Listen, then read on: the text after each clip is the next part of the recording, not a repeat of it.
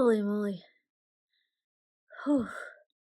So I went to the address and I found a nice Superdome attendant who told me I'm probably in the wrong place because the address sent me here. I don't know. I hope I can figure it out because I only paid for 45 minutes of parking. And oops. The directions just told me to take the stairs. I don't want to take the stairs. Is there not an elevator for anyone? There's a lot of stairs. I just took all the stairs and it led me here. Okay, I found it, I think. Benson Tower, not the Superdome. Two different places. Multiple elevators. You have to know which one to go in. Because this one only goes the 16 through 26.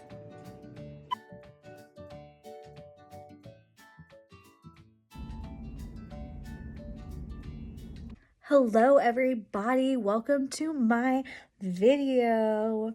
So according to the Prison Policy Initiative, which studies the impacts of incarceration on men and women, women in prisons and jails have a harder time adjusting. If a woman has spent time in jail, they have a 68% chance of having consequent mental health problems, opposed to men who have about a 41%, and women who have spent time in prison have a 66% chance of having mental health issues as opposed to 35% of men.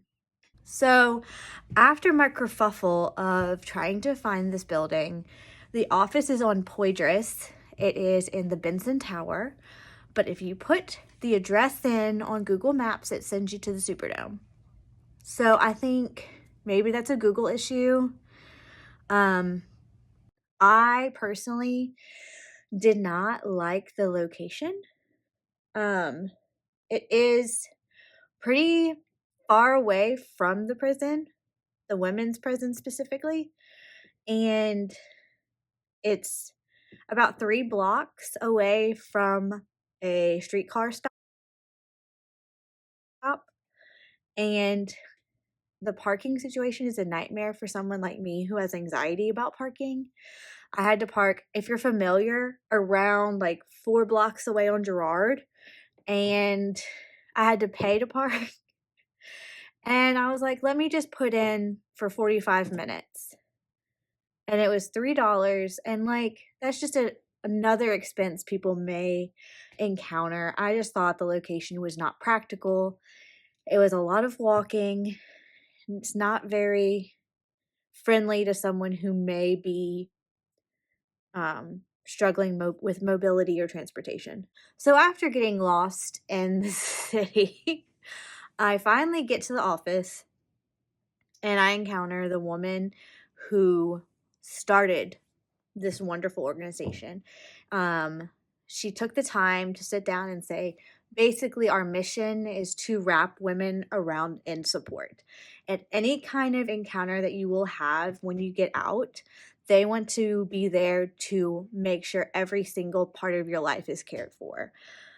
And additionally, when you're out, the first 72 hours is the most critical for making sure that a woman is taken care of. And so they do like immediate needs first, then they establish bigger goals, and then they kind of create a case management per woman to make sure that they are getting their needs met, they're reaching their goals, they have resources to get assistance for attorneys and the fees that you have to pay while you're on probation.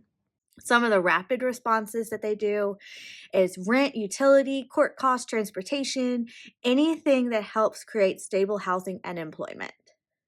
They do not have like a licensed counselor on staff, but they have like resources in the city that provide for them. So they kind of outsource that, but they have like a life coach to like help them organize like employment or find education or find ways to get trained to be employable. Also, they have what's called the closet, and companies donate new or very gently used clothing and hygiene products to women, and it's not like they have to pay for it. It's like, here are your necessities to make yourself presentable. Here's how you can help get jobs by looking professional. They also have women who volunteer to do hair services, especially for women of color. They have Operation Girls, which helps young women at risk develop leadership so they prevent future incarceration. This is children of women who have been incarcerated before. So it kind of helps give resources to their daughters. And then they also do pre release support, which helps transition these women into the community. And so they kind of help them prepare, like, here's what's going on in the world, here's how you can be successful. Again, I mentioned the housing. And so they create housing opportunities and find women who need these resources and help with rent control or finding affordable housing, or even having a support system. Somehow they know people, I guess, in the community who are willing to take a chance on these women who are in the program and actively trying to get their lives together. Some of the obstacles I encountered, obviously, is the difficulty of getting to their actual building. I emailed them in September whenever I researched them. I never heard back. Maybe they thought I was spam. It's a very large building and it's very intimidating when you go in because it's like, 20 something stories tall, and there's no, like, I guess when you get into the building, there's no, like, I can't find the word. I keep wanting to say, like, address book, but there's no place where you say, oh, this room is on this, or it's very confusing. And when you walk in, one elevator is for floors 4 through 10. One is 10 to 15 and the other one's like 15 to 20 or something. So you have to know which elevator and like the elevator system, because it's very, very, very, very confusing. The hours were not on the website.